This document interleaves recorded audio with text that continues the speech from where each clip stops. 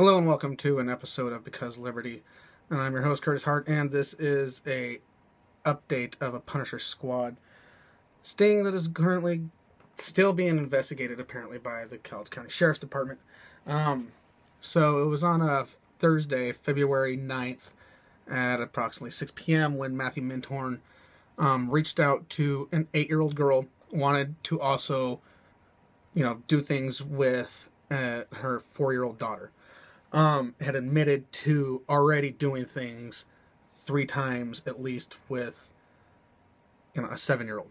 So, we got ample stuff to give them probable cause, because they told us that they were going to have a warrant. And we were told that by, I believe it was, Deputy Huffines with the Cowlitz County Sheriff's Department, told us that search warrant would be served that Monday. That didn't happen. What did happen was we were eventually told that the family was a good family, that the family was cooperating. Mind you, it was a 30-year-old man trying to reach out to this 11-year-old. No, not 11-year-old. That's a different case. An 8-year-old and a 4-year-old. 30-year-old. He does have a speech impediment. Speech impediment doesn't mean that you don't know what you're doing, especially when you can go on to punishersquad.com, or pardon me, punishersquad.org. I think you can go on both now, actually. /Minthorn. Click on the creepy guy's picture, and you could read the messages. They don't sound like the messages of a person that is, developmentally disabled. That's not how they read. He very much knew what he was doing, because he was very much making sure that the little girl didn't tell her parents. Some of the most disgusting things ever if you really want to go and read the messages, but you can read my whole statement on the punishersquad.org if you want to check all that out really quick. But the main thing is that it is now February 22nd. And as of noon, 12:04 exactly to be exact, according to the Cowlitz County jail roster, Matthew Minthorn is still not in custody. We were told that they got the phone last Friday, I believe it was. About a week or so, something ridiculous like that, after we gave them, all the information. And it just so happens, it was just a coincidence that they didn't go and get the phone even from the guy, even though the family was cooperating. They didn't go and get the phone from the guy until I had to get up here on the YouTube and, put the sheriffs on blast for not doing their job, basically. They might claim to be doing their due diligence, but really when you're mentioning that the family is cooperating of a 30-year-old man, 30-year-old man, and you're mentioning that the family is cooperating, but you didn't get any evidence until a week later, and it wasn't a court order, the lawyer just requested that you not arrest the boy. I'm just going to call him a boy because he's definitely not a man. He's a monster. He's a 30-year-old monster, so the requested from the lawyer was that you didn't arrest him because it would cause him irreparable physical and emotional damage. Didn't know that kind of thing mattered. And as far as the 14th Amendment goes and, equal protection and all that, I don't understand how you can arrest anybody now as long as they, make that kind of claim. So I'm going to be asking, other people that have more expertise in that field than I do, but really making the claim that you can't arrest a 30-year-old man because it'll cause him irreparable emotional and physical damage after the straight up evidence that I gave you. That is pretty pathetic. And so, which brings me to my next real quick point, is that when you call me non-credible, Cowlitz County Sheriff's Office, particularly, what's his name? Sergeant Thurman, that I'm not credible because I curse, you guys are not credible because Matthew Minthorn is still not in jail. You guys are not credible because you didn't go and get the phone right away. All right, that Monday when, if the warrant really had a problem with it, that part, that's a your bad. You should have had all your ducks in a row. So, you're not credible because you failed to protect the community because of who the parents are.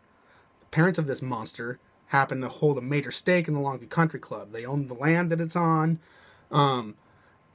You can find this out by looking it all up on the Cowlitz County parcel website. On the assessor's website on the parcel search.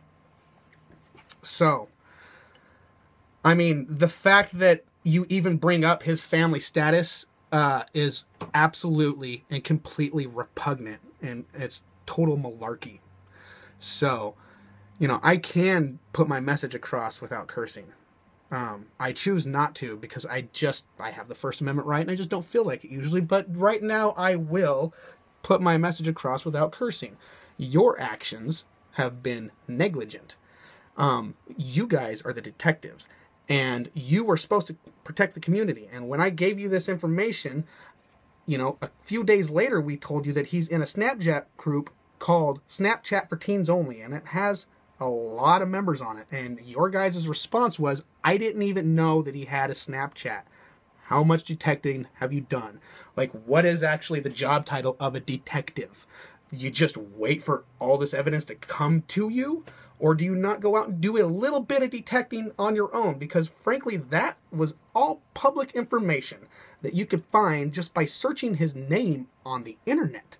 And when we're telling you that this monster is out there harming children, and his way he's finding them is over the internet, one would think that the sheriff would do, the deputy or the detective would do a little detecting and would have known this information. Like, why are we the ones, after we gave you the information that we gave you to begin with, still finding information, and you guys are acting surprised on it?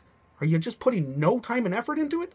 Because I've been noticing that the jail roster is just full of drug addicts. Just full of people that are, you know, a lot of people just trying to get high.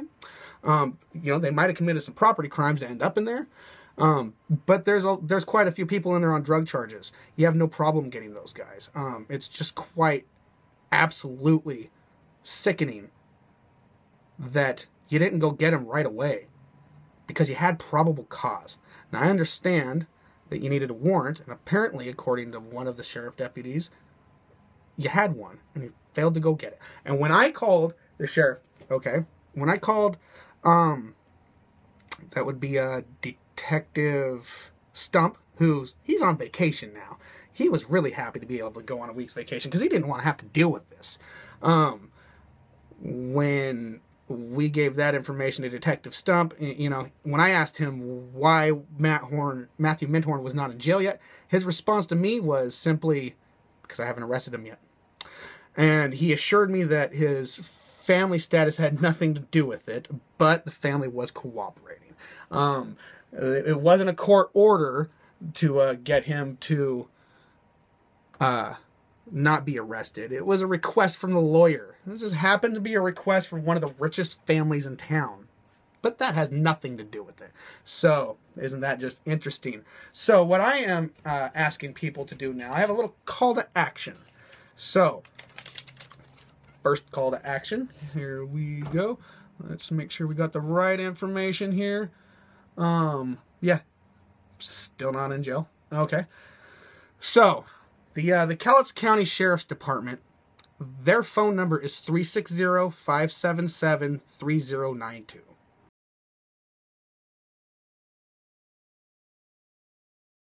Once again, that's 360-577-3092. Please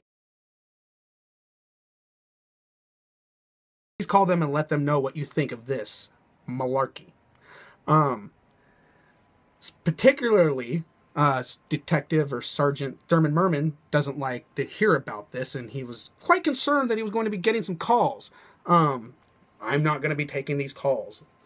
Okay, I haven't called you for a while, so the person that you were talking about, that wasn't me. That was another concerned citizen, and I'm happy as a clam that that happened. So happy that I'm going to be actually protesting outside of the Cowlitz County Hall of Justice. Let that title sink in there really quickly. It's the Hall of Justice. That's where I'll be, you know, protesting, because that's where the sheriff's office is.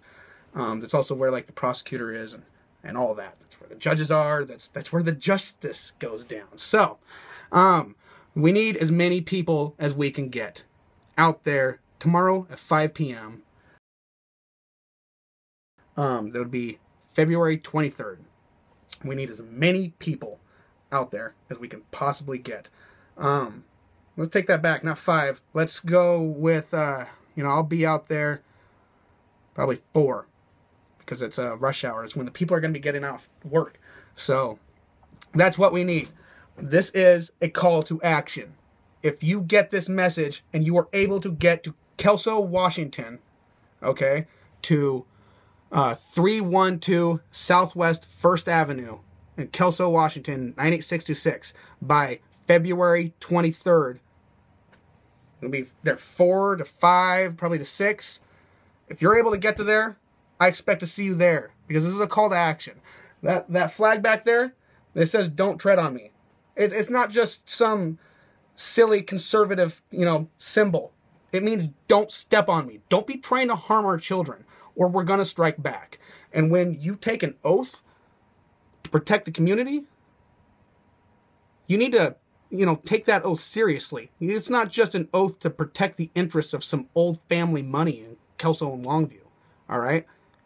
And frankly, I don't see how you guys are sleeping with yourselves at night knowing that this guy is out there doing what he's doing and you haven't gone and got him yet. Because if you didn't notice, I happened to not get it on that other video when I went and tried to interview the family. Mind you, I'd like to remind you guys, they never asked me to leave their property. They just simply closed their windows and shook their head no. But I saw a computer inside the house and it was totally hooked up to the internet. And Matthew Minthorn was in that room by himself, because I saw him. The window was open. Okay? So, actions speak louder than words. And our actions need to speak louder than just people whining and crying on Facebook. All right? So, just to make it a little bit more, I want you guys to show up. We're going to straight up have a raffle. All right? For a $50 gift card. I can't remember exactly where it's to, but there's going to be a $50 gift card raffle. You show up, you stay for a half an hour, you get a raffle ticket. All right? Best sign gets this t-shirt. All right? We got 2 prizes. $50 raffle for staying a half an hour. $50 gift card for staying a half an hour. And a t-shirt for best sign. All right? I will have some sign-making materials there, so you don't have to worry about it. This is going to be completely peaceful. We will not be blocking any roads. Okay? We're just going to be exercising our First Amendment rights outside of the Hall of Justice in Cowlitz County in Kelso, Washington, 312 Southwest 1st Avenue. It's Kelso, Washington, 98626. Tomorrow, February 23rd. Show up around 4. Show up whenever you want, actually, if you so desire. That's when I'm going to be able to get there. But we need to make sure and get there so that the people that are working at the mills, they'll be driving past us. A good portion of them will at that time. So that's when we need to get there. So if you are able to get here tomorrow, I expect to see you here. This is a call to action. We will be peaceful, but we will be letting our leaders know that this isn't acceptable. Mark Nelson, he works for us. He's an elected person. He needs to understand that we're not just going to forget about this come election time. We will remember that there was a lot of non-action taken by the sheriff's department, and a lot of their quotes had to do with how their family status straight up had something to do with this. That is quite repugnant to me. It is absolutely malarkey. I really hope to see everybody out there that's able to get out there. I know a lot of you have a problem with the way I speak. I know a lot of you don't agree with, who does agree with a lot of what I say? Really, most people don't agree with a lot of what I say. And I fully understand that. I fully understand that a lot of you don't like me. But this isn't about me, okay? This is about getting this monster off the street, okay? He's in this group called Snapchat Just for Teens. Has more than 1,000 members. He's in a few groups like that on Facebook. A simple Google search of the name Matthew Minthorn, reveals that he is not mentally disabled like his family is trying to claim that he is. He does have a speech impediment, though. I will give them that. I don't care if you don't like me. This isn't about me. This is about our children. Okay? And this is about the non-actions of the sheriff taking forever to go and get the evidence, and the guy's still not in jail because they said that it would cause him irreparable physical and emotional damage. Also, while claiming that it has nothing to do with familial status. So, once again, tomorrow, February 23rd, show up whenever you can. But I'm going to be out there like 3:45, 4 o'clock until whenever. I will have some sign making material. This is going to be peaceful.